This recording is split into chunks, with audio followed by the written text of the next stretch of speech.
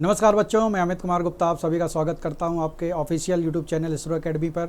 और आशा है कि आप सभी अच्छे होंगे, मस्त होंगे, स्वस्थ होंगे। और जैसा कि हम लोग रेगुलर क्लासेस कर रहे थे साइंस की, और लास्ट क्लास में हम लोगों ने मिक्सचर सस्पेंशन पे पढ़ा था, और आज हम लोग पढ़ेंगे कुछ मिक्सचर के सेपरेशन की विधियाँ। मीन्स हमारे जीवन के आसपास जो भी चीज़ें होती हैं वो मिक्सचर के फॉर्म में होती हैं, वो मिली हुई होती है। हमें उनसे प्योर चीज़ें, शुद्ध चीज़ें प्राप्त करनी होती हैं। कैसे हम मिक्सचर से उन प्योर फॉर्म्स को कैसे अलग कर देंगे, सेपरेट करेंगे, इसके लिए अलग अलग तरह की विधियाँ होती हैं। हम अपने डेली लाइफ में, सामान्य जीवन में इन विधियों से परिचित हैं, लेकिन कई बार हम उनको नाम से नहीं जानते। एग्जाम में वो शब्द आ जाता, हमसे पूछा जाता है। तो आइए आज हम चर्चा करते हैं different forms of methods of separation, methods of mixtures. ठीक है, तो methods of separation of mixtures या मिश्रण पृथक्करण की विधियाँ, कि हम एक चीज़ से दूसरी चीज़ को कैसे सेपरेट करेंगे, अलग करेंगे। ठीक है, तो वन बाय वन करते हैं। कि चलिए देखते हैं पहले हमारे आम जीवन से जुड़ी हुई कुछ बहुत ही सामान्य सी बातें। जैसे एक विधि होती है हाथ से बीनना, जैसे आम लाइफ में हम इसे बीनना कहते हैं या हैंड पिकिंग कहते हैं। ठीक है, अब हम रास्ते में जा रहे थे, कोई चीज़ हमारे हाथ में थी, या हम कुछ नट्स पकड़े थे, कुछ अखरोट पकड़े थे, बादाम पकड़े थे, हमारे गिर गए। अब सड़क पे गिर गए, बड़ी महंगी चीज़ थी तो उठाना था, या हमारे सिक्के, कॉइन्स, वो हमारे गिर गए और हमने हाथ से उनको उठा लिया, तो ये क्या कहलाएगा? बीनना, हैंड पिकिंग, पिक कर लेना हाथ से। तो हमारे जीवन में लाइफ, बहुत डेली लाइफ में, जैसे दाल में हम लोग दाल बनाने से पहले या चावल बनाने से पहले उनको बीनते हैं। ठीक है, बीनते हैं, तो इसी चीज़ को क्या कहते हैं? हैंड पिकिंग कहते हैं। बहुत सिंपल सी चीज़ है। जैसे मैंने एक फिगर बना हुआ है, दाल में कंकड़ है, मिट्टी है, इसको क्या कर सकते हैं? मिट्टी को तो नहीं, कंकड़ वगैरह को, जो थोड़े बड़े पार्टिकल्स होते हैं, हम उनको हटा लेते हैं। तो क्या कहते हैं इस विधि में? सभी, अब साइंस की भाषा तो अवांछित, अनवांटेड जो होते हैं, उन चीज़ों को हाथ से निकालना, उन्हें उपयोगी पदार्थों से अलग करना शामिल है। अब जैसे मैंने यही कहा, अब दाल बनाने जा रहे थे, दाल में कंकड़ है, उनको सेपरेट कर लिया, हाथ से पिक कर लिया, तो इसे हम क्या कहेंगे? हैंड पिकिंग कहेंगे। हाथ से निकाल लेना, ठीक है, छान लेना, छानना नहीं कहेंगे, मतलब हैंड पिकिंग, हाथ से बीन लेना कहेंगे। आगे देखते हैं। तो एक सिंपल है, तो इसमें बहुत ज़्यादा कोई दिमाग लगाने की कोई ज़रूरत नहीं है। सिंपल सा क्वेश्चन होगा अगर, तो आप बता देंगे। वैसे इतने आसान क्वेश्चन आएंगे नहीं, लेकिन फिर भी हम लोग ताड़ना, थ्रेशिंग कहते हैं। थ्रेशिंग, ध्यान रखिएगा, ताड़ना का मतलब थ्रेशिंग।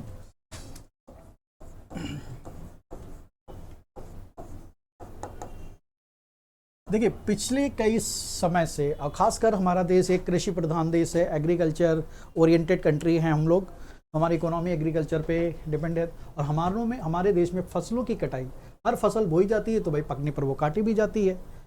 अब इसी चीज़ को हम जब अनाज को, जैसे चावल को उसकी भूसी से, या गेहूँ को उसकी भूसी से, सरसों को उसकी भूसी से अलग करते हैं, तो हम क्या करते थे? देखा होगा गाँव में एक क्या होती है, जब फसल होती है उसके बंडल बनाते हैं काटने के बाद, और जब वो थोड़े से सूख जाते हैं तो हम उनको पीट कर अलग कर देते हैं। इसी विधि को हम थ्रेशिंग कहते हैं, ताड़ना। आजकल थ्रेशर आ गया है। थ्रेशर मतलब या जो ट्रैक्टर की सहायता से चलता है। ठीक है, थ्रेशर में डालते हैं, भूसा अलग, उसका धान, ग्रेन अलग हो जाता है, अलग छन के आ जाता है। तो उसमें नीचे छन्ना भी लगा रहता है, तो कई प्रोसेस होती हैं, वो ऑटोमेटिक मशीन हो जाती है। तो इसी चीज़ को हम कहते हैं, यह विधि अधिकतर फसलों की कटाई के समय की जाती है। कटाई के बाद गेहूं के डंठल को सुखाया जाता है, मतलब जो हमारे बंडल बनते हैं उनको हम सुखाते हैं। अनाज को डंठल से अलग कर दिया जाता है, और सूखे अनाज को हटाने के लिए सूखे डंठलों को पीट कर फर्श पर या किसी भी पटरे पर, किसी भी चीज़ पे हम उसको पटक के अलग कर लेते हैं। देखिए, ये अलग क्यों हो जाते हैं? क्योंकि जो धान का डंठल होता है, सुखाते जरूर है, लेकिन उसमें सॉफ्टनेस होती है। जब हम उसको पटकते हैं तो वो, उनके जो रेसे होते हैं, फाइबर होते हैं, वो ब्रेक हो जाते हैं, टूट जाते हैं, वो फट जाते हैं, उनके बीच में फंसा हुआ अनाज का दाना अलग आ जाता है। ठीक है, तो इस तरीके से हम इसको थ्रेशिंग कहते हैं। तो इंग्लिश में देखेंगे तो this method is mostly done during the harvesting of crops. ठीक है, फसलों की कटाई के समय करते हैं, हार्वेस्टिंग ऑफ क्रॉप्स के समय करते हैं। ठीक है, the stocks of wheat are dried ones. Stocks मतलब उसके जो डंठल होते हैं, जो सूख जाते हैं, dried ones, it is harvested. The grain is then separated from stalks and grounded into the floor by beating the dry stalks to shake off the dried grains। तो क्या करते हैं हम, जब उनको पटकते हैं तो वो बिल्कुल उछल के अलग आ जाते हैं। चलिए इसको देखते हैं फिगर के माध्यम से। अगर आप देखेंगे कि हम लोग जानते हैं कि वहाँ पे कोई ड्रम रख के या कोई ऐसा बड़ा सा लोहे का सामान या मेज रख के, कई बार गांव में क्या करते हैं मेज वगैरह रख के भी इसकी पिटाई कर देते हैं। तो ये देखिए आराम से वो अनाज है, अनाज नीचे गिर जाता है और उसका जो स्टॉक है हम उसको अलग कर देते हैं, उसके डंठल को अलग कर देते हैं। बहुत आसान है थ्रेशिंग करना, आजकल थ्रेशर मशीन का यूज़ हो रहा है, तो उसी तरीके से हम इसको सेपरेट कर लेते हैं। चलिए, तो थ्रेशिंग होता, एक हमने पढ़ा भाई हैंड पिकिंग, एक पूरा थ्रेशिंग ताड़ना। चलिए, तो ये भी सिंपल है, तो बहुत ज़्यादा इसमें क्वेश्चंस नहीं बनते। हाँ, विनोइंग, विनोइंग मतलब हवा की सहायता से कैसे किसी हम मिक्सचर को शुद्ध करते हैं, शुद्ध चीज़ों को हम उससे प्राप्त करते हैं, मिक्सचर से सेपरेट करते हैं चीज़ों को। तो विनोइंग में मतलब सूप देखते होंगे ना, सूप वगैरह घरों में यूज़ होते हैं, पटकनी देते हैं, ऐसे ठप ठप ठप ठप करते हैं। तो सूप से क्या करते हैं, तो उसमें भारी चीज़ें क्या होती हैं, पीछे आ जाती हैं, हल्की चीज़ें, हल्की भी हवा होती है तो उसकी सहायता से वो उछल के बाहर हवा के सहारे वो डस्ट पार्टिकल्स उसकी निकल जाती है। तो देखिए सामान्यतः मिश्रण सप्रेशन का सामान्यतः सूप विनोइंग क्या है, विनोइंग मिश्रण का पृथक्करण हवा की बहने वाली सहायता, हवा या बहने वाली हवा की सहायता से, मीन्स ब्लोइंग एयर होनी चाहिए, की सहायता से जब किसान मिश्रण को एक निश्चित ऊंचाई से, एक सर्टेन फिक्स ऊंचाई से, क्योंकि हवा चाहिए, ब्लोइंग एयर चाहिए तो वो थोड़ा ऊंची पे होगी, गिराते हैं तो भूसी तेज हवा से उड़ जाती है और भारी अनाज एक स्थान पर एकत्रित हो जाता है। जो हैवी चीज़ें होती हैं उनको हवा नहीं उड़ा पाती है, और जब हम ऊपर से गिराते हैं तो उसमें जो भी हमारी भूसी होती है वो अलग हो जाती है। तो normally the separation of mixture is carried out with the help of wind और ब्लोइंग एयर। तो विंडोइंग देखिए शब्द ही है, विंड की सहायता से, विनोइंग क्या है, विंड की या ब्लोइंग एयर की सहायता से हम इसमें क्या करते हैं, प्योरिटीज़ को अलग करते हैं इम्प्योरिटीज़ से। The husk and Kaif, husk मतलब भूसी, हस्क एंड कैफ्स जो उसमें अन्य इम्प्योरिटीज़ होती हैं आर ब्लोन अवे, उड़ा दी जाती हैं by strong wind when the farmers drop the mixture from a certain height, ऊंचाई से भेजते हैं, ऑन द ग्राउंड, नीचे फेंकते हैं। The heavier particles, heavier grains are collect at one place, तो जो भारी अनाज के दाने होते हैं वो एक जगह पर इकट्ठा हो जाते हैं और हल्के पार्टिकल्स धूल से उड़ जाते हैं। इसको भी हम अपने डेली लाइफ में, आप लोग कृषि प्रधान देश है, बच्चे किसान में हम देखते हैं, आप लोग खुद करते होंगे, आगे देखते हैं। तो विनोइंग देखते हैं क्या करते हैं, ये देखिए विनोइंग हमारा क्या है, सूप से ऊंचाई पे हम खड़े हो जाते हैं और क्या करते हैं, थोड़ा हवा जब चलती है तो उसको फटकते हैं, ठीक है, जब उसको फटकते हैं तो क्या होता है कि वो चीज़ें साफ हो जाती है, हवा धूल को, हल्की बालू भूसी को क्या करती है, उड़ा देती है, आगे गिराती है और अनाज का दाना नीचे गिर जाता है। तो इसी को हम विनोइंग कहते हैं। हवा की सहायता से लाइट पार्टिकल्स उड़ जाते हैं और ग्रेन अनाज का दाना नीचे रह जाता है। हम इसको इकट्ठा कर लेते हैं, बोरे में भर के घरों में आ जाता है, खाने योग्य हो जाता है। ठीक है, आगे देखते हैं। चलिए, छानना, सीविंग, छानना सीविंग।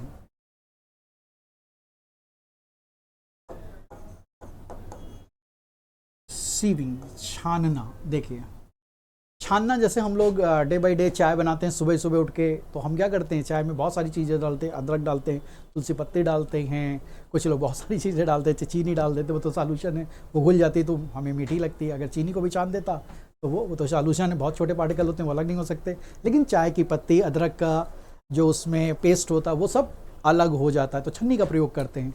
तो हम अपने आम जीवन में मिक्सचर में एक ये भी है कि उस मिक्सचर में इम्प्योरिटीज़ को अलग करने के लिए एक प्रोसेस, हमारी टेक्निक है, उसको हम छानना या सेविंग कहते हैं। तो लेकिन यहाँ पर ध्यान रखिएगा, हम उन मिश्रणों को अलग करने के लिए इसका यूज़ करते हैं जिनमें अधिकतर विभिन्न आकार के पदार्थ होते हैं, डिफरेंट साइज ऑफ पार्टिकल्स होते हैं। डिफरेंट साइज होना चाहिए, मतलब एक बड़ा साइज होना चाहिए, एक छोटा साइज होना चाहिए। तो हम क्या करेंगे, जो जाली प्रयोग करेंगे या छन्नी प्रयोग करेंगे, जो छोटे पार्टिकल्स हैं उसी के आकार का होगा, उसके साइज से निकल जाएगा, ठीक है, और बड़ा वाला जो है अलग हो जाएगा। मिश्रण को छलनी के छिद्रों से हम गुजारते हैं और सभी छोटे पदार्थ आसानी से निकल जाते हैं, जो प्योर पार्ट होते हैं वो निकल जाते हैं, इम्प्योरिटीज़ बाहर रह जाती हैं, बड़े घटक बाहर रह जाते हैं। तो हम सिंपली, अब जैसे हमारा कभी देखते हैं चावल में नमक मिल जाए, तो चावल में नमक मिल जाए तो हम क्या करेंगे, छन्नी से उसको चलनी से क्या करेंगे, छान लेंगे, और चावल ऊपर रह जाएगा और नमक नीचे गिर जाएगा, तो दोनों चीज़ें अलग हो गई। यही हमारा सेविंग कहलाएगा। ठीक है, कोई भी चीज़ हम छन्ने के माध्यम से, तो स्मॉल पार्टिकल्स क्या करते हैं, निकल जाते हैं, बड़े पार्टिकल्स ऊपर रह जाते हैं। It is done to separate mixture that contains substance mostly different sizes. ध्यान रखना, यहाँ डिफरेंट साइज के होते हैं छानने के लिए। The mixture is pass through the pores of the सीव, तो जो छन्नी होती है उसके पोर्स में जो छोटे छोटे छिद्र होते हैं, होल्स होते हैं, उनसे निकल जाता है। All the smaller substance pass through easily while the bigger components of the mixture are retain in the sieve. ठीक है, तो उसी जाल में फंस जाते हैं। आप देखते हैं इसको बहुत आसानी से हम लोग जानते हैं, जैसे चक्की वगैरह लगी होती है, वहाँ झानने चालने वाली बहुत सारी मशीनें होती हैं, वो भी एक प्रकार से चल रहे होते हैं। आजकल जो हम देखते हैं ना, एक साइज़ के आम हैं या एक साइज़ के अंगूर हैं या फल हैं, नींबू हैं, बड़े साइज़ के अलग कर लेते हैं छोटे साइज़। तो क्या करते हैं, जब उनको प्रोसेसर में डालते हैं, मतलब छानने धुलने के बाद एक बड़े बड़े चलने होते हैं, वहाँ पर जिस साइज़ के गड्ढे होते हैं उससे वो एक साइज़ के निकल जाते हैं बड़े बड़े आगे, फिर अलग अलग साइज़ के होते हैं। सेब एक जैसे साइज़ के देखते हैं, संतरे एक जैसे साइज़ के देखते हैं। जो कौन सी प्रोसेस से अलग किए जाते हैं, वो सब छानने के थ्रू, सीविंग के थ्रू। मीन्स छोटों को अलग करने के उनके आकार के होल बनाते हैं और उनको जंपिंग करते हुए जब आगे बढ़ते हैं तो अपने अपने होल में जो बड़ा है वो तो नहीं आता, बड़ा अलग हो जाता है। तो बड़े और छोटों को अलग करने के लिए जब डिफरेंट पार्टिकल्स होते हैं, डिफरेंट साइज ऑफ पार्टिकल्स को हम अलग करने के लिए इस प्रोसेस का यूज़ करते हैं, इसको हम सीविंग कहते हैं। चलिए, तो छानना देख रहे हैं, छन्नी की सहायता से, छन्नी में हमने सामान डाला और नमक वगैरह या चीनी वगैरह जो भी छोटा पार्टिकल है नीचे, बड़ा पार्टिकल ऊपर। इसको भी हम डेली लाइफ में जैसे आटा चालते हैं गांव में, तो चोकर क्या होता है, थोड़ा बड़े पार्टिकल्स का होता है, चोकर अलग निकल जाता है, शुद्ध आटा नीचे आ जाता है, जो साफ जिसको हम खाते हैं फिर गूंथ के, तो इसको सीविंग कहते हैं। अब देखिए यहां से इस टर्म से वाष्पीकरण, वेपोराइजेशन, अभी तक तो जो तीन टेक्निक थे ये जानने के लिए, अगर मान लिया कभी ऐसे शब्द आ जाए, थ्रेसिंग आ गया, विनोइंग आ गया, आपसे हैंड पिकिंग आ गया, तो आप उनको समझा सकते हैं, बता सकते हैं किन क्या कोई प्रोसेस, भाई किसको सेपरेशन, इस मेथड को हम, भाई यहाँ पर जिन चीज़ों को छानने के लिए भाई सामान्य तरीका हो, वहाँ हम बहुत टफ वर्ड या टफ कोई मेथड नहीं यूज़ कर सकते हैं। भाई आसानी से काम चल जाए तो हम टफ क्यों यूज़ करेंगे। चलिए आगे बढ़ते हैं। वाष्पीकरण, इवापोरेशन, यहाँ से अब आपके क्वेश्चन एग्जाम में शुरू हो जाते हैं। तो वाष्पीकरण क्या होता है? वाष्पीकरण मतलब किसी चीज़ को भाप बना देना, भाप बना देना। तो किसको भाप बनाएंगे भाई, ये कैसे होते हैं? वाष्पीकरण एक ऐसी तकनीक है जिसका उपयोग मिश्रण को अलग करने के लिए किया जाता है। आमतौर पर ये कैसे मिश्रण को अलग करने चाहिए, तो ध्यान रखिएगा, यहाँ एक सॉल्वेंट होता है, विलायक होता है, यहाँ पर एक सॉल्वेंट होता है और उसमें घुला हुआ एक सल्यूट होता है, वहां पर एक सल्यूट होता है, ठीक है, घुलनशील सल्यूट होता है, गोल होता है। तो एक चीज उसमें घुली होगी और दूसरा उसमें घुला होगा, जैसे पानी में चीनी, पानी में नमक। तो नमक क्या है, पानी में घुला होगा, चीनी क्या है, पानी में घुली होगी, ठीक है। तो इस विधि में घोल को, जो सॉल्यूशन हमारा दोनों का मिक्सचर है, सॉल्यूशन है, विलयन है, वो तब तक गर्म किया जाता है जब तक कि कार्बनिक विलायक वाष्पीकृत ना हो जाए, वेपर में ना बदल जाए, और या फिर गैस में बदल जाता, भाप या गैस में बदल जाए, और ज़्यादातर ठोस अवशेष छोड़ देते हैं। मीन्स जिस चीज़ को हम गर्म करेंगे, मान लिया पानी में नमक को मिलाया, अब क्या होगा, पानी में नमक को मिला दिया, नमक बच जाएगा और पानी उड़ जाएगा, ठीक है। या शुगर ऐसे ही है, तो उसमें क्या होगा, पानी उड़ जाएगा, चीनी क्रिस्टल फॉर्म में हमें बच जाती है। तो ये चीज़ें हैं। तो evaporation is a technique that is used in separating a mixture. Usually ध्यान रखिएगा किस में यहाँ पे होगा, usually a solution of solvent and solute solid, मतलब जो उसमें घुला हो वो ठोस होना चाहिए, घुलनशील ठोस, सॉलिड होना चाहिए, ध्यान रखिएगा इस बात को। जो सॉलिड्स होते हैं, सॉलिड होना चाहिए। जैसे नमक सॉलिड है, चीनी सॉलिड है, वो घुला है पानी में, भाई अलग करेंगे क्या, पानी उड़ेगा तभी तो ठोस बचेगा, ठीक है, वो भाप बन जाएगा या गैस बनकर उड़ जाएगा, ठीक। तो हमने क्या कहा, usually a solution of solvent and a soluble solid. In this method the solution is heated until the organic solvent evaporated. कि हम सभी घोल को तब तक उबालेंगे, गर्म करेंगे, जब तक कि उसमें घुला हुआ ऑर्गेनिक कार्बनिक solvent evaporates where it turns into a gas and mostly leaves behind the solid residue.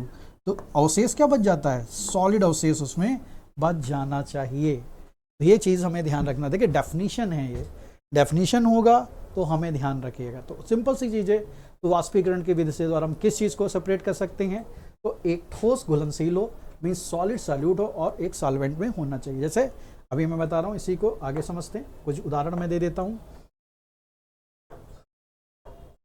चलिए मैं इसमें एक एग्जांपल्स देख लेते हैं। जैसे हम वेपोराइजेशन के द्वारा किन को सेपरेट करते हैं, जैसे नमक प्लस पानी के घोल को, या हम ऐसे लिखें जैसे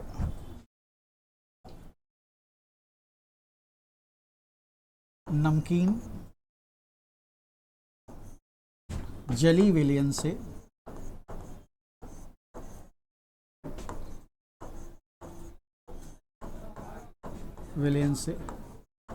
नमक को पृथक करना।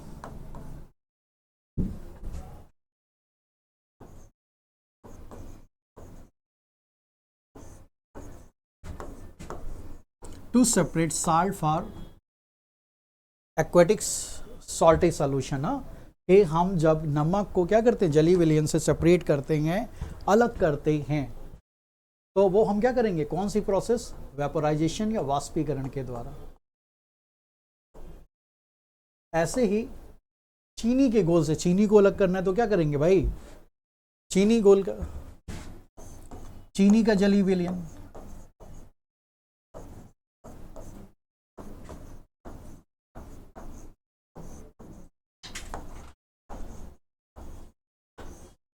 ठीक है। शुगर सिरप अगर हमारे पास है तो इससे हमें चीनी को सेपरेट करना है तो क्या करेंगे, इसको गर्म करेंगे, वेपोराइज करेंगे, ठीक है। तो वेपर हो जाएगी भाई, पानी उड़ जाएगा और चीनी हमारी बच जाती है। ऐसा ये नहीं मतलब एक निश्चित सीमा तक ही उबालना है, गर्म करना, नहीं तो चीनी भी चली जाएगी। फिर अगर हम करें, देखिए एक बहुत ही अच्छा एग्जांपल आता है एग्जाम में कि भाई समुद्र के किनारे नमक का उत्पादन, समुद्र के किनारे नमक का उत्पादन किस विधि से होता है, किस विधि से होता है।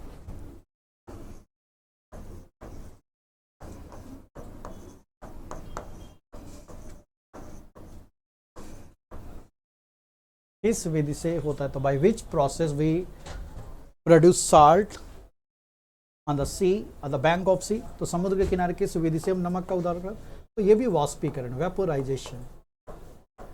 अब उसमें क्या करते हैं भाई, समुद्र का पानी होता है, पानी बहता हुआ आता है, तो किनारे पर क्या करते हैं, गड्ढे खोद देते हैं। अब गड्ढों में पानी भरता है तो पानी में नमक भी होता है, तो नमकीन पानी आ जाता है इन क्यारियों में।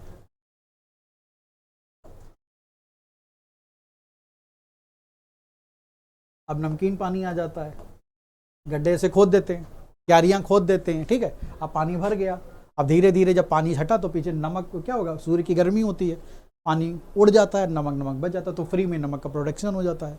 जब फ्री में नमक हो जाता है तो गांधी जी ने नमक आंदोलन चलाया 1930 में, सविनय अवज्ञा आंदोलन, नमक सत्याग्रह। क्यों, उन्होंने क्या कहा अंग्रेजों से, भाई ये नमक तो फ्री में आ रहा है, तो इस पर आप अधिकार काहे किए हैं, तो आप अधिकार काहे किए, आपकी मोनोपाली काहे की है। तो जब ये फ्री है, समुद्री सूर्य देवता के प्रताप से आपका भाई न बत्ती लग रही है न बिजली लग रही है, तो आप काहे इसको अपने कमांड में लेना चाहते हैं। और नमक एक प्राकृतिक चीज़ है, वो मिलनी चाहिए भाई। अब पूरा आंदोलन फिर इतिहास की बात है। तो हम लोग अभी ये समझते हैं कि वाष्पीकरण की विधि के द्वारा by the process of vaporisation salt is produced, तो आसानी से उत्पादन इसका किया जाता है, इसका प्रोडक्शन किया जाता है, ठीक है। तो चलिए ये सिंपल से क्वेश्चन होते हैं, नमक चीनी का घोल, चीनी का जली विलयन, या ऐसे कैसे, तो ठीक है। तो चलिए आगे बढ़ते हैं। तो इवापोरेशन मैंने पढ़ा ही दिया, आपको बता दिया। नेक्स्ट आसवन डिस्टिलेशन। तो देखिए ये प्रोसेस भी बहुत इंपॉर्टेंट है, एग्जाम में इससे जुड़े हुए क्वेश्चंस बहुत आते हैं। आसवन डिस्टिलेशन, अब हम पढ़ने जा रहे हैं आसवन, कौन सी विधि, मिक्सचर के अलग करें, आसवन, या इंग्लिश में से हम कहते हैं डिस्टिलेशन। देखिए बहुत सारे कॉमन क्वेश्चंस बनते हैं इससे, डिस्टिलेशन क्या है, डिस्टिलेशन की प्रोसेस क्या है, इसके द्वारा हम किन चीज़ों को अलग करते हैं, किन चीज़ों का सेपरेशन करते हैं, ऐसे क्वेश्चंस हो गए, एग्जाम्पल दे देगा, ठीक है। तो देखिए आशमन एक प्रोसेस है जिसके द्वारा हम जल वाष्प या वाष्पिल तरल पदार्थों में परिवर्तन किया जाता है और ये एक डिफरेंट बॉइलिंग पॉइंट पे किया जाता है। मीन्स हम इनके द्वारा आचमन किनका करते हैं, हम करते हैं इसमें जो हमारे लिक्विड्स होते हैं, जल वाष्प वाष्पिल तरल पदार्थों में, ऐसे इन पदार्थों को गर्म करते हैं, लिक्विड्स को गर्म करते हैं, इनको डिफरेंट बॉइलिंग पॉइंट्स पे हम बॉयल करते हैं। तो जब डिफरेंट बॉइलिंग पॉइंट्स पर बॉयल करते हैं फिर इनको ठंडा किया जाता है, ठीक, और वो चीज़ें अलग हो जाती है, भाप के फॉर्म में अलग हो जाती हैं। तो सबसे इंपॉर्टेंट बात है कि डिस्टिलेशन में हमें किस बात का ध्यान रखना है कि डिफरेंट क्वथनांक बॉइलिंग पॉइंट्स हो, डिफरेंट ऑफ बॉइलिंग पॉइंट्स की चीज़ें हों, बॉइलिंग पॉइंट्स हो, तरल पदार्थों के बीच में लिक्विड्स के डिफरेंट बॉइलिंग पॉइंट्स हो, या तकनीकी। तो इसमें क्या होता है कि जो गैर वाष्पशील अशुद्धियों से शुद्ध तरल प्राप्त करने का एक तरीका है। मीन्स हमारे पास अगर किसी लिक्विड के मिक्सचर हैं उसमें है, ठीक है, अब जैसे हमारे पास गुलाब जल है, हमने गुलाब की पत्तियों को कूट दिया पानी में डाल के, को वेपोराइज कर दिया, अब हमने उसको उबाला तो क्या होगा, उसके पानी से इसेंस, उसके स्मेल को हम भाप के फॉर्म में बदलेंगे, फिर उसको ठंडा करेंगे, कंडेंस करेंगे, ठीक है। तो एक प्रक्रिया होती है, पहले उबाला जाता है फिर उसको ठंडा किया जाता है, इसी प्रक्रिया को हम वेपोराइजेशन या डिस्टिलेशन कहते हैं, आशवन की विधि कहते हैं। आशवन में हम क्या करते हैं, लिक्विड्स को सेपरेट कर रहे हैं, तरल पदार्थों को सेपरेट कर रहे हैं जिनके डिफरेंट बॉइलिंग पॉइंट्स होते हैं अलग अलग। तो इसमें क्या होता है कि जिसका बॉइलिंग पॉइंट सबसे कम होगा, जो अनस्टेबल होगा वो सबसे पहले रिलीज हो जाएगा, तो उससे ज़्यादा गर्मी पे जो निकलेगा और अलग हो जाएगा, फिर अलग डिफरेंट बॉइलिंग पॉइंट्स पे अलग हो जाता है ये चीज़ें। तो सबसे इंपॉर्टेंट बात ये भी है कि ये कैसी एक प्रोसेस है। देखिए यहाँ पर दो तरीके के प्रोसेस होते हैं, ये एक प्रतिवर्ती क्रिया है, प्रतिवर्ती मीन्स रिवर्स प्रोसेस है, और या फिजिकल प्रोसेस भौतिक प्रक्रिया है। मीन्स इसका अर्थ है कि इस प्रक्रिया में पदार्थ की मूल स्थिति को वापस लाया जा सकता है। मीन्स हम जो चेंज किए हैं उसको फिर से उसी में रिटेन कर सकते हैं। मीन्स जैसे हम क्या करते हैं कि भाई नमक चीनी के घोल को गर्म किया, अलग किया, वापस उसको हम ठंडा करके उसी फॉर्म में ले आए, ठीक है। इस प्रोसेस में हम यही करते हैं, एक प्रतिवर्ती क्रिया। तो भौतिक प्रक्रिया का मतलब ये होता है, भौतिक रिएक्शन की जो चीज़ों को चेंज करते हैं वापस उनको हम उसी चेंज में वापस अवस्था में ले आए। इस प्रक्रिया को पदार्थ की मूल स्थिति में वापस लाया जा सकता है, लेकिन ध्यान रखना है जो ड्राई डिस्टिलेशन होता है, शुष्क आशवन, शुष्क या ड्राई डिस्टिलेशन जो होता है, ठीक है, ड्राई डिस्टिलेशन एक केमिकल प्रोसेस है, इसमें हम रिवर्स नहीं कर सकते हैं। इसमें हम जनरली ठोस उत्पादों को गैसीय उत्पादों में परिवर्तित करने के लिए उनका विनाशकारी मतलब डिस्ट्रक्टिव डिस्टिलेशन करते हैं, उसका विनाशकारी करते हैं। जैसे कोयले को गर्म करके हम चारकोल वगैरह बना लेते हैं, ठीक है, कोक बना लेते हैं जिसमें कार्बन बहुत ज़्यादा होता है, वो वापस रिवर्स नहीं आ सकता। जो सॉलिड चीज़ों को अगर हम करेंगे, ठोस को गर्म कर दिया तो वो जनरली वापस नहीं आते। तो सॉलिड और एक ड्राई, तो शुष्क में वापस नहीं आते। जनरली जो हमारे एग्जाम में क्वेश्चंस आते हैं वो आपके लिक्विड से ही, तो लिक्विड का हम लोग डिस्टिलेशन करते हैं, एक फिजिकल प्रोसेस है, रिवर्सेबल होती है, वापस हम चेंज कर सकते हैं। चलिए उसी बात को हम लोग इंग्लिश में देख लेते हैं। Distillation is the process in which water vapours converts into volatile liquids and separates through selective boiling points। ध्यान रखिएगा, ये एग्जाम में ध्यान रखना है कि सेलेक्टिव बॉइलिंग पॉइंट्स के माध्यम से ही हम इनको अलग कर सकते हैं। Distillation is the process in which water vapour converts into volatile liquids, मतलब ये भिन्न ये अवाष्पीकृत लिक्विड्स सेक्रेट कर सकते हैं। वाष्पीकृत और वाष्पीकृत जो वेपराइज हो जाएंगे वो निकल जाएंगे, जो नहीं होंगे वो पड़े रहेंगे। It carried out between liquid having different boiling points, वही मैंने कहा जो डिफरेंट बॉइलिंग पॉइंट्स होने चाहिए। The technique is useful in obtaining a pure liquid from non volatile impurities or raise the absorption of specific component of in a mixture. इस कई बार देखिए, इसको हम लोग चीज़ों को गर्म करके क्यों करते हैं, उस मिक्सचर की एब्जॉर्प्शन की क्षमता को भी बढ़ाने के लिए करते हैं। जितना गर्म करेंगे वो उतना ही अनसैचुरेटेड हो जाएगा, उतना अनसैचुरेटेड उसमें और भी चीज़ों को हम मिक्स कर सकते हैं, तो उसकी अवशोषण क्षमता बढ़ सकती है, ठीक है। इट इज़ रिवर्सिबल प्रोसेस, जैसे मैंने कहा रिवर्सिबल है, मीन्स अ फिजिकल प्रोसेस, एक भौतिक प्रक्रिया है, which means that the process can be return into the original state of matter, कि जिस चीज़ को हमने चेंज किया था हम उसकी वास्तविक अवस्था में उसको वापस ला सकते हैं। But dry distillation is a chemical process, अभी मैंने बताया। जो ड्राई डिस्टिलेशन है, शुष्क आशवन होता है, is a chemical process that includes the destructive distillation of solid products to convert them into gaseous products. तो जैसे मैंने बताया, कोयले को गम करके हम चारकोल या कोक में बदल देते हैं। हम लोग जब फ्यूल का टॉपिक पढ़ेंगे एक बार फिर से थोड़ा सा डिस्टिलेशन आएगा, जहाँ पर हम दो शब्द पढ़ेंगे, destructive distillation and fractional distillation. जब हम प्यूरिफिकेशन ऑफ पेट्रोलियम पढ़ेंगे, पेट्रोल का शुद्धिकरण, तो हम वहाँ पर इस शब्द को पढ़ेंगे फ्रैक्शनल डिस्टिलेशन, और कोयले के प्रोडक्ट्स को पढ़ेंगे तो वहाँ पर हम लोग डिस्ट्रक्टिव डिस्टिलेशन बंजक आशवन को पढ़ेंगे। अभी हम थोड़ा सा बस ये समझते हैं इस चैप्टर में सेपरेशन। तो परिभाषा पे यहाँ थोड़ा सा ध्यान रखना है कि सिलेक्टिव बॉइलिंग पॉइंट्स होने चाहिए, डिफरेंट बॉइलिंग पॉइंट्स होने चाहिए। लिक्विड्स को हम सेपरेट करते हैं जनरली, जो सॉल्युबल एंड सॉलिड्स के हों, लिक्विड हों, ठीक है। आगे देखते हैं कि इन प्रोसेस के द्वारा जो डिस्टिलेशन है आशवन, हमारी ज़िंदगी में, हमारे लाइफ में कहाँ कहाँ इनके हम लोग एप्लीकेशंस देखते हैं, इनके यूजेस क्या हैं, कहाँ कहाँ देखते हैं। चलिए, और एग्ज़ाम में हमारे देखिए एग्जाम्पल्स थ्योरी कौन सा प्रिंसिपल लगा है, उसका एग्जाम्पल्स क्या है, वो उदाहरण कौन सा है, ठीक है। तो देखते हैं भाई, अनुप्रयोग या यूजेस। अनुप्रयोग मतलब यूजेस ऑफ डिस्टिलेशन। तो जनरली देखिए ये प्रयोगशाला में उपयोगी है, इसको प्राप्त परिणामों को सीधे तौर पर उपयोग नहीं किया जा सकता, लेकिन ये रासायनिक और फार्मास्यूटिकल रिसर्च में बहुत, केमिकल और फार्मास्यूटिकल इंडस्ट्रीज़ में रिसर्च में बहुत मदद करती है प्रोसेस। भी छोटी छोटी चीज़ों को हम क्या करते हैं, कोई फूल की पत्ती ले आए या कोई चीज़ ले आए, हम किसी चीज़ का लिक्विड, उसको गरमाया, बॉयल के उसकी सॉल्यूशन, उसके भाप बनी, भाप को ठंडा किया, कौन सा प्रोडक्ट है उसको हमने चेक किया, तो नए नए आविष्कार होते हैं, नई नई चीज़ें बनती हैं, मेडिसिन्स बनती हैं, ठीक है, हम अलग अलग प्रोडक्ट्स प्राप्त करते हैं। कहा जा रहा है कि ये केमिकल और फार्मास्यूटिकल इंडस्ट्री के लिए ये प्रोसेस बहुत वरदान है, एक प्रकार से उनके लिए बून है कि मतलब छोटी चीज़ों को भी हम आसानी से गर्म करके उसमें प्रयोग कर सकते हैं। अब हम डेली देखते हैं डेली लाइफ में, तो डिस्टिलेशन द्वारा हम पानी को शुद्ध करने के लिए, बहुत इंपॉर्टेंट क्वेश्चन, पानी के शुद्धिकरण मतलब गंदा पानी है हम उसको शुद्ध कर सकते हैं। तो पानी को शुद्ध करने के लिए उपयोगी है, क्योंकि पानी में डिफरेंट इम्प्योरिटीज़ होती है। आशवन द्वारा, आशवन का मतलब है उन्हें क्या करेंगे, पानी को उबालेंगे, पानी भाप बनेगा, भाप बनेगा जो ऊपर नली के माध्यम से एक नए बीकर में डाल दिया जाएगा, बीकर में डाल दिया जाएगा, वहाँ वेपराइज होकर फिर से कंडेंस होगा, ठंडा किया जाएगा और वो वेपर फॉर्म में आ जाएगा, हमें शुद्ध पानी मिल जाता है, जिसको हम लोग डिस्टिल वाटर कहते हैं। शुद्ध पानी, शुद्ध पानी जिसका पीएच वैल्यू, डिस्टिल वाटर का पीएच वैल्यू 7 होता है, ध्यान रखिएगा। अब हम कहते हैं कि जो समुद्री जल में नमक मिला है, अभी मैंने बताया कि नमक से पानी को, पानी से नमक को हम इसको अलग कर सकते हैं।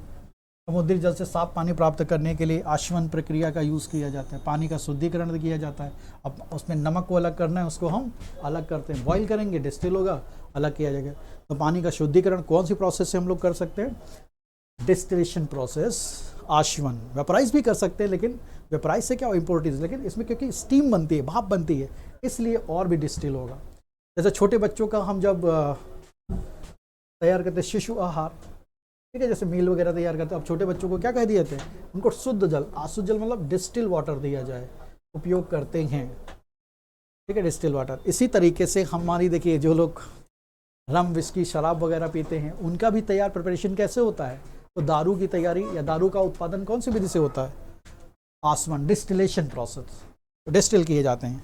रम, विस्की आदि जैसे अल्कोहल, पेय पदार्थों का उत्पादन, पहले हम क्या करते हैं, यहाँ पर हम चीज़ों को सड़ाते हैं, बैक्टीरिया वगैरह उसका फर्मेंटेशन करते हैं, किण्वन करते हैं, उनको सड़ाएंगे।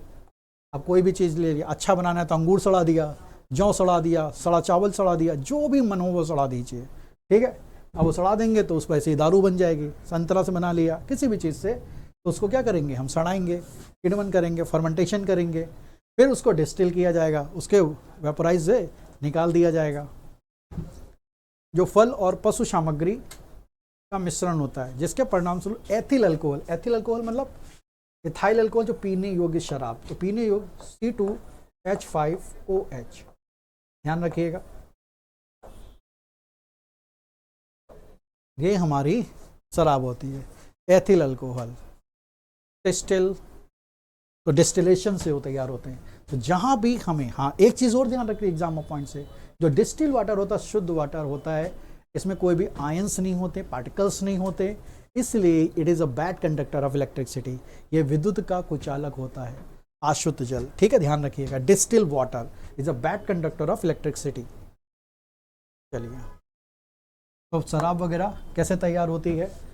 इसी तरीके से इन चीज़ों को हम क्या करते हैं, चढ़ाते हैं, उनका एक मिक्सचर तैयार होता है, लिक्विड होता है, लिक्विड को बॉईल करते हैं, गर्म करते हैं भाप के फॉर्म में, फिर उसको ठंडा करके उनके बूंद बूंद, इसीलिए दारू शराब बड़ी महंगी बिकती है। हाँ, चलिए आगे बढ़ते हैं। देखिए, अभी हमने बताया था कि हम आगे भी पढ़ेंगे इस चैप्टर, ये मेरा पूरा चैप्टर ही है कि जो हमारा पेट्रोलियम या क्रूड ऑयल होता है, क्रूड प्रोडक्ट्स होते हैं जो आपके पेट्रोलियम होते हैं, कच्चे तेल, अब उससे हम पेट्रोल प्राप्त करते हैं, डीजल प्राप्त करते हैं, नाफ्ता प्राप्त करते हैं, वैक्स प्राप्त करते हैं, ये डिफरेंट बॉइलिंग पॉइंट्स से हमें प्राप्त होते हैं जो फ्रैक्शनल डिस्टिलेशन के उदाहरण हैं।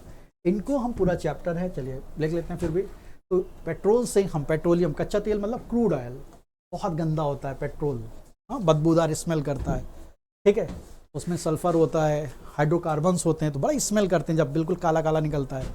लेकिन जब हम इसको क्या करते हैं, डिस्टिलाइजेशन करते हैं, इसका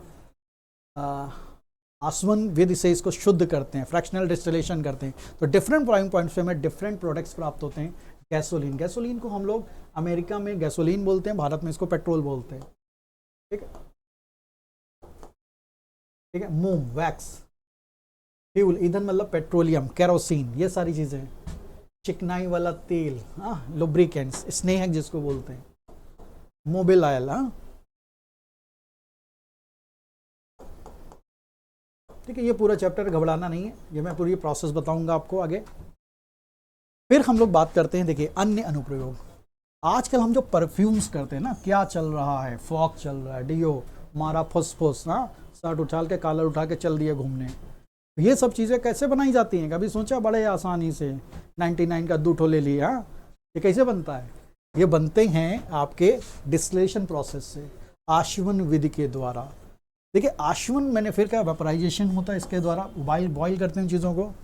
इनका हम पहले इस प्रोसेस का उपयोग 3500 ईसा पूर्व किया गया था, 3500 BC, कई पौधों और जड़ी बूटियों में, क्योंकि हमें मालूम पौधों और जड़ी बूटियों में क्या होता है, तेल होते हैं, सुगंधित फ्रेगरेंस होती हैं, जैसे फूल खुशबूदार होते हैं, बहुत सारे ऑयल्स हमें मिलते हैं, फ्रेगरेंस होते हैं, इन्हीं हम इस प्रक्रिया का उपयोग करके निकालते हैं। तो निकालते किससे हैं? आशवन की प्रक्रिया के। तो पौधों से, फूलों से जो परफ्यूम प्राप्त किया जाता है, एक्सट्रैक्ट किए जाते हैं, ये किस प्रोसेस से?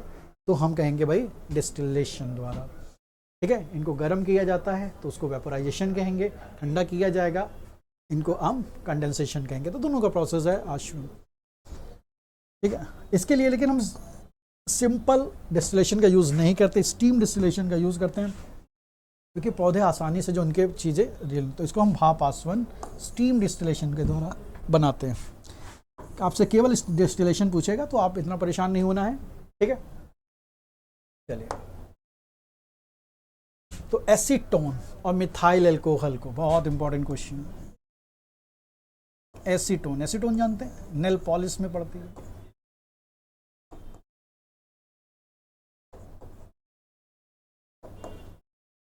ध्यान रखिएगा। Nail polish remover, nail polish removal क्या होता है? एसीटोन। देखते हैं ना, फटाफट लड़कियां क्या करती हैं, तैयार हो गई, अभी नीली ड्रेस पहनी है तो नीली नेल पॉलिश लगा ली, अचानक किसी ने देखा कि अरे वो तो नीली पहन के आई, अब तो हम नीली कैसे जाएं, इज्जत का सवाल है, एक जैसा दिख जाएगा, तो हम क्या करते हैं, लाल पहनना। अब लाल पहनना तो नेल पॉलिश कैसे हटाएंगे? तो क्या करेंगे, फटाक से एसीटोन लगाएंगे, निकल जाएगा, ठीक है। तो बस अब नीली, पीली, हरी, गुलाबी, चाहे जो पहनो, फटाफट अलग करो। तो एसीटोन और मिथाइल अल्कोहल, मिथाइल अल्कोहल भाई देखिए, ये जहरीली शराब होती है, ध्यान रखिएगा एग्जाम में, ये क्या होती है? जहरीली शराब।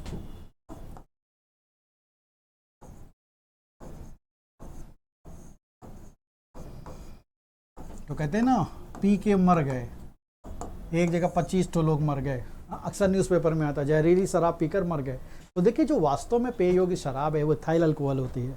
एथाइल अल्कोहल पीने योग्य होती है, लेकिन जब वो पॉइजनस हो जाती है तो वो मिथाइल अल्कोहल कहलाती है। तो मिथाइल अल्कोहल एसीटोन को अलग करने के लिए फ्रैक्शनल डिस्टिलेशन प्रोसेस का यूज़ होता है। मीन्स फ्रैक्शनल मतलब प्रभाजी आशवन, हिंदी में इस प्रोसेस को क्या कहेंगे?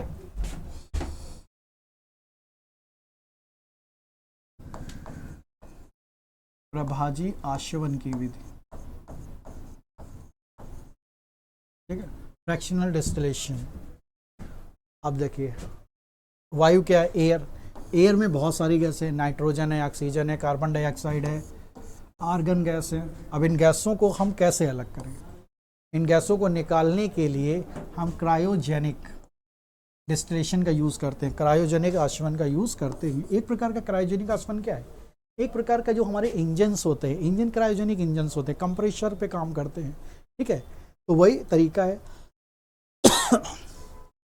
सॉरी, तो ऑक्सीजन, नाइट्रोजन, तो वायु से विभिन्न गैसों को अलग करने के लिए भी हम क्रायोजेनिक आशवन या हम डिस्टिलेशन प्रोसेस का यूज़ करते हैं। इतना याद रखना है। गन्ना उद्योग द्वारा, देखिए गन्ना उद्योग जो शुगर केन इंडस्ट्री होती है, मीन्स जहाँ पर चीनी बनती है, गन्ना उद्योग द्वारा गन्ने की सांद्रता के लिए वैक्यूम आशवन का प्रयोग किया जाता है। तो कंसंट्रेशन ऑफ शुगर केन, वहाँ जो जूस होता है कि उसको कितना कंसंट्रेट किया जाए, कितना संघनित किया जाए, कितना रखना है, गाढ़ा रखना है, बारीक रखना है, तो इसके लिए वैक्यूम डिस्टिलेशन का यूज़ किया जाता है। भोजन का स्वाद उत्पन्न करने के लिए भाप आशवन का प्रयोग करने के लिए हम डिफरेंट टाइप्स ऑफ जूस निकालते हैं। जैसे खट्टे फलों का रस होना चाहिए, तेल, ऑयल, हाँ, जैसे सिट्रिक ऑयल वगैरह निकालते हैं पौधों से। तो पौधों से भी मैंने बताया कि क्या करते हैं, पौधों से विभिन्न प्रकार के भाई फ्रेगरेंस होते हैं, उसमें ऑयल्स होते हैं, तो उनको अलग करने के लिए अब वो जैसा स्मेल होगा, जैसा फ्लेवर का होगा, वो बन जाएगा, ठीक है। तो चलिए आगे बढ़ते हैं। चलिए, जिन पॉइंट्स का मैंने डिस्कशन किया वो सारे इंग्लिश में हैं, तो जो लोग बच्चे इंग्लिश कर रहे हैं, इंग्लिश वाला पढ़ रहे हैं, उनको एक बार इनको पढ़ लीजिए। मैंने सारी चीज़ें उनको समझाई है, वही सेम चीज़ें हैं कि मैंने क्या बताया कि अभी जो भी चीज़ें हैं कि ये हमारी आम लाइफ में फार्मास्यूटिकल रिसर्च के लिए और केमिकल रिसर्च के लिए बहुत यूज़फुल है, ठीक है। वाटर प्योरिटी डिस्टिलेशन प्रोसेस से करते हैं, ठीक है। जो आपके parents use their baby feed, तो जो बच्चों का बेबी फूड बनाते हैं उसके लिए भी डिस्टिल वाटर की ज़रूरत होती है। क्लियर वाटर मीन्स पानी से नमकीन पानी को शुद्ध करने के लिए, क्लीन वाटर के लिए हम क्लियर वाटर के लिए भी डिस्टिलेशन का प्रोसेस यूज़ करते हैं। अल्कोहल बीवरेज लाइक रम, विस्की, इसे किस तरीके से हम लोग तैयार करते हैं, तो इथाइल अल्कोहल अभी मैंने बताया था, शराब उत्पादन ये भी डिस्टिलेशन से करते हैं हम लोग, C2H5OH, ठीक है। ये क्रूड ऑयल, पेट्रोलियम शुद्धिकरण, बहुत इंपॉर्टेंट कि पेट्रोलियम का परिष्करण, शुद्धिकरण कौन सी विधि से होता है, तो फ्रैक्शनल डिस्टिलेशन से हम लोग करते हैं, आशवन विधि के द्वारा। फ्रैक्शनल डिस्टिलेशन ध्यान रखिएगा, प्रभाजी आशवन, हाँ।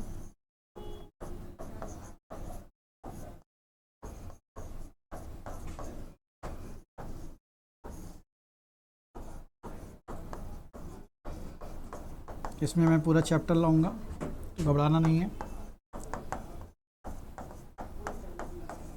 ठीक है। तो ये नोट डाउन कर लीजिएगा, आसान है, बस एक बार नज़रों से गुजारना है। क्वेश्चन सामने फंसता है तो चीज़ें याद आएंगी। अगर आपने देखा होगा नई नोट्स बना रहे हैं, मैंने कहा बना लेंगे तो बहुत अच्छी बात है, नोट्स का भी नोट्स हो जाएगा तो और शॉर्ट फॉर्म में आपका आ जाएगा। चलिए, ठीक है। द परफ्यूम, अभी मैंने बताया कि डिस्टिलेशन के द्वारा परफ्यूम्स बनाए जाते हैं, ठीक है, डिस्टिलेशन प्रोसेस से। और स्टीम डिस्टिलेशन अभी मैंने ये देखिए, food flavours, different type of fruit flavours, mean जो भोजन के स्वादिष्ट वाले बहुत सारी चीज़ें उसमें मिलाई जाती हैं, जैसे सिट्रिक एसिड, खट्टे वाले तेल। चलिए, तो हम लोग फ्रैक्शनल डिस्टिलेशन, एसीटोन, अच्छा मिथाइल अल्कोहल मैंने अभी बताया कि एसीटोन को सेपरेट करने के लिए मिथाइल अल्कोहल से हम लोग कौन सी प्रोसेस को यूज़ करते हैं। अभी मैंने नेल पॉलिश रिमूवर बताया था, यही वही चीज़ है। तो फ्रैक्शनल डिस्टिलेशन प्रोसेस को हम यूज़ करते हैं। एयर कंटेन्स वेरियस गैसेस, तो एयर कंटेन्स वेरियस गैसेस, और वेरियस गैसेस को एयर से सेपरेट करने के लिए हम लोग क्रायोजेनिक डिस्टिलेशन को यूज़ करते हैं। Vacuum distillation is perform by sugar canes, ठीक है। तो शुगर केन इंडस्ट्री में हम लोग उसका कंसंट्रेशन ऑफ शुगर केन्स के लिए करते हैं, ध्यान रखिएगा। तो ये आपके, तो एक बार अगर हम इन चीज़ को नज़रों से गुजारेंगे, देखिए हर चीज़ ज़रूरी नहीं मुझे हूबहू याद हो जाए, लेकिन अगर आपने नो डाउट एक बार वीडियो देखे होंगे और एग्ज़ाम में क्वेश्चन आएगा तो बहुत ही ज़्यादा हेल्पफुल होंगे। तो आज के लिए बच्चों इतना ही करते हैं हम लोग, तो मिलते हैं फिर नेक्स्ट टॉपिक पे नेक्स्ट क्लास में। चलिए, आज के लिए इतना ही, थैंक यू।